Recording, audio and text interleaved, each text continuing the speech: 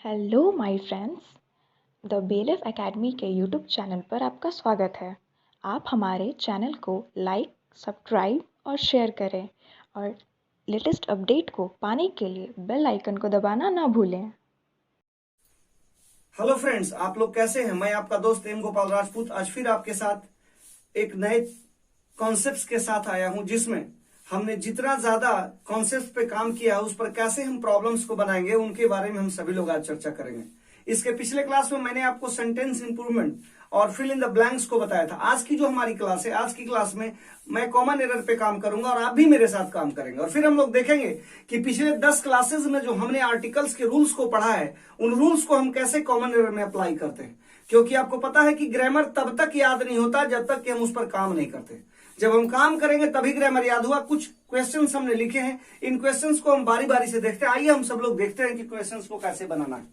अब देखिए, यहाँ कॉमन एरर के क्वेश्चंस कुछ दिए गए हैं। सबसे पहला क्वेश्चन है, माई इल्डर सिस्टर केम होम। मेरी बड़ी बहन घर आई आफ्टर द सनसेट, सूर्यास्त के बाद, and had gone before sunset. देखिए, यहां सेंटेंस में अगर आप देखते हैं तो सेंटेंस को मैंने 5 पार्ट में बांटा है। ए सेक्शन है, बी सेक्शन है, सी सेक्शन है, डी सेक्शन है और नो एरर सेक्शन है। अगर सेंटेंस में एरर नहीं है तो हम वैसी स्थिति में कह देंगे कि सेंटेंस में नो एरर है। लेकिन जरा सेंटेंस को पढ़िए, my elder sister came home after the sunset. जरा गौर से सेंटेंस को देखेंगे। जब किसी सेंटेंस में प्रीपोजिशन लगा हो और प्रीपोजिशन के बाद दिन की अवधि का बोध कराया जाता हो, सनसेट है, आपका सनराइज है, ठीक है, ये सब चीजें जो बोध कराई जाती हैं, तो इनसे एक चीज निकलता है कि वो चीज क्या है कि ये समय का बोध कराते हैं। जब समय का बोध कराते हैं और उनसे पहले अगर प्रीपोजिशन लगा हो तो वैसी स्थिति में यहां पर जो आर्टिकल का प्रयोग होता है वो क्या हो जाता है, गलत हो जाता है। यानी सेंटेंस को किस चीज के लिए इस्तेमाल किया जाता है? तो सेंटेंस को जो इस्तेमाल किया जाता है वो सेंटेंस में ध्यान देना होगा कि यहां पर आफ्टर जो लगा है, आफ्टर के बाद जो यहां ड का प्रयोग है, ये हमारा गलत है। यानी इसके कौन से पोर्शन में एरर था? इसके बी पोर्शन में एरर था और यहां से हम द को क्या करेंगे, हटा देंगे और उसके बाद हमारा ये सेंटेंस जो होगा वो क्या हो जाएगा, सही हो जाएगा।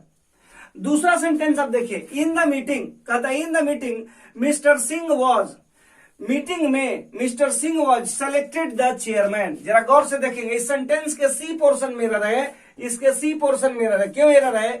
क्योंकि सेलेक्टेड के बाद जो चेयरमैन आए हैं ये कॉम्प्लीमेंट के रूप में आए हैं और जब किसी वर्ड के बाद कोई वर्ड कॉम्प्लीमेंट के रूप में आता है तो वैसी स्थिति में उससे पहले द का प्रयोग जो होता है वो गलत होता है। यानी यहां जो हमने द लगाया है ये द हमारा क्या हो जाएगा, सही हो जाएगा। और अब जाकर के इस सेंटेंस से द को हम हटा देंगे तो सेंटेंस क्या होगा, इन the meeting mister Singh was selected chairman yesterday. ये सेंटेंस हमारा अब जाकर के सही हुआ, ठीक है।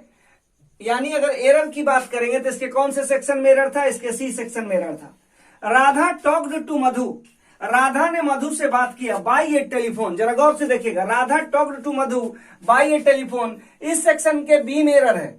क्योंकि देखिए यहां पे ये इन्वेंशन है, टेलीफोन क्या है, इन्वेंशन है और इन्वेंशन की गई चीजों के पहले ए का प्रयोग जो होता है वो गलत होता है। यहां से जब ए को हटा देंगे तो हमारा सेंटेंस क्या हो जाएगा, सही हो जाएगा।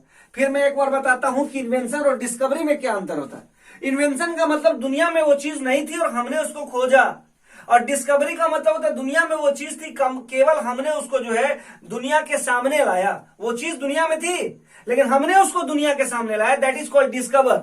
और इन्वेंट का मतलब होता है कि वो चीज दुनिया में नहीं थी और हमने उसको लाया। तो इस सेंटेंस में आप क्या देख रहे हैं कि यहाँ पे जो आपका इन्वेंशन है, इन्वेंशन के पहले ए का प्रयोग नहीं होगा। अब देखिए next sentence, Kabir and Rahim are great poets. Kabir और रहीम, जैसा कि हम सभी जानते हैं, कबीर और रहीम बहुत अच्छे कवि थे। तो Kabir and Rahim are great poets but the former, कहता है but the former is greater than latter, no error. इस सेंटेंस के देखिए सी में एरर है। बोलोगे कैसे?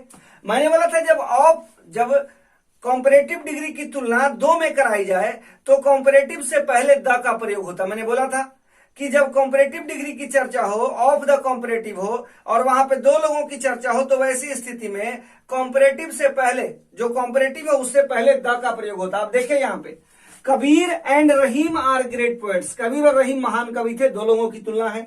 बट द फॉर्मर, यहां इस फॉर्मर से पहले लगा हुआ but the former is greater then. अब बताइए यहां पे क्या होगा, द लेटर होगा कि नहीं होगा? तो यहां पे द लेटर करेंगे, इसके कौन से सेक्शन में एरर था? सी में था। कहते the sun shines by a day, the sun shines by a day. अब देखिए यहां पे क्या, अभी मैंने तुरंत बताया था कि जब हम दिनों का बोध कराते हैं और उनसे टाइम मोमेंट का बोध होता है। बाय ए डे दिन भर का टाइम है, बाय ए डे। तो और इसके पहले क्या लगा है? बाय प्रीपोजिशन लगा है। तो प्रीपोजिशन लगने की स्थिति में क्या यहाँ ए का प्रयोग सही होगा? ये यहाँ पे क्या है? गलत है। यानी एरर कहां था? बी सेक्शन में था। यहां से हम ए को क्या करेंगे? हटा देंगे। अब सेंटेंस को पढ़िए, the sun shines by day always and not by night, not by night. देखिए यहां पे नहीं लगा है by night, because it is the law of nature, यह प्रकृति का क्या है? नियम है। यानी यहां एरर था।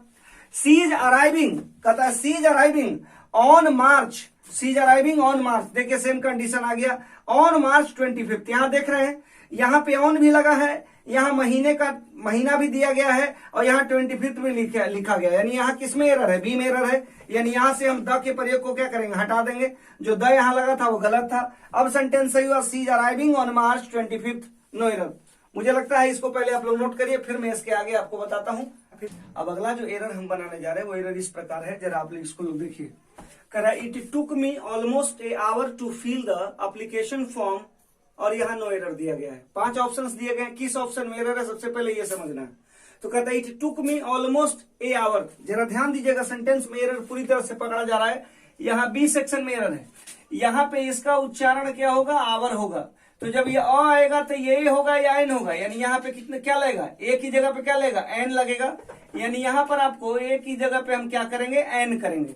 It took me almost an hour to fill the application form, मतलब एप्लीकेशन फॉर्म को भरने में एक कितना समय लगा? 1 घंटे का समय लगा। इसलिए आवर से पहले ए नहीं लगेगा बल्कि क्या लगेगा? एन लगेगा।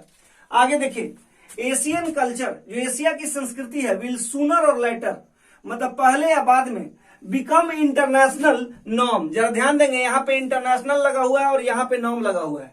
यानी हमारे पास एरर कौन से सेक्शन में है? हमारे पास सी सेक्शन में एरर है। और सी सेक्शन में क्या एरर है? तो देखिए यहाँ एडजेक्टिव है और यहाँ पे आपका नाउन है। तो जब एडजेक्टिव और नाउन है तो एडजेक्टिव और नाउन के पहले आर्टिकल चाहिए। इसका प्रोनाउंसिएशन क्या हो रहा है? इन यानी ई आ रहा है। यानी यहाँ पे आपको जो है क्या लगेगा? एन लगेगा। An international norms for Calcutta है इंटरटेनमेंट इंडस्ट्री, मतलब एशियन कल्चर विल सूनर और letter become an international norm. यानी एक अंतर्राष्ट्रीय पहचान बनेगा फॉर इंटरटेनमेंट इंडस्ट्री, माने मनोरंजन उद्योग के लिए। आगे देखिए, what kind of a man are you. जरा देखिए इस सेंटेंस में कहां एरर है?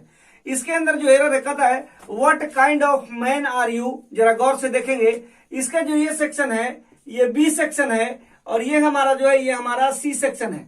तो कह रहा what kind of a man are you. मैंने आपको बताया था कि अगर किसी सेंटेंस में kind of, sort of, type of आता है और उसके बाद अगर नाउन आता है तो kind of, sort of, type of के बाद आने वाले नाउन से पहले आर्टिकल का प्रयोग नहीं होता। यानी कहां पे एरर है? बी सेक्शन में एरर है। और एरर के रूप में क्या है? यहाँ पे ए लिखा गया है। इस ए को अगर हम हटा देते हैं यहां से तो सेंटेंस हमारा सही हो जाएगा, what kind of man are you, और इस तरह से हमारा सेंटेंस सही होगा। यानी कहता है ट्रेवलिंग बाय द एयर। जरा सेंटेंस को देखिए, यात्रा के साधन के साथ जब बाई का प्रयोग हो तो वैसी स्थिति में उसके बीच में आर्टिकल का प्रयोग नहीं होता है। यानी कहां पे एरर है? ए में ही एरर है। ट्रेवलिंग बाय एयर होगा, ट्रेवलिंग बाय एयर। द का जो यहाँ पे प्रयोग हम लोगों ने किया है ये गलत है, द हटेगा यहां से और सेंटेंस हमारा सही हो जाएगा। यानी क्या होगा? Travelling by air is much faster, माने हवा से यात्रा करना, हवाई जहाज से यात्रा करना, then travelling by train, train से यात्रा करने से ज्यादा आसान होता है।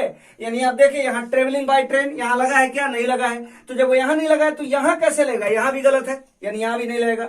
Laser beams can carry, laser beams जो होते हैं वो ढोते हैं लॉन्ग डिस्टेंस सिग्नल्स, लंबे सिग्नल्स को लेजर बीम्स सिग्नल्स।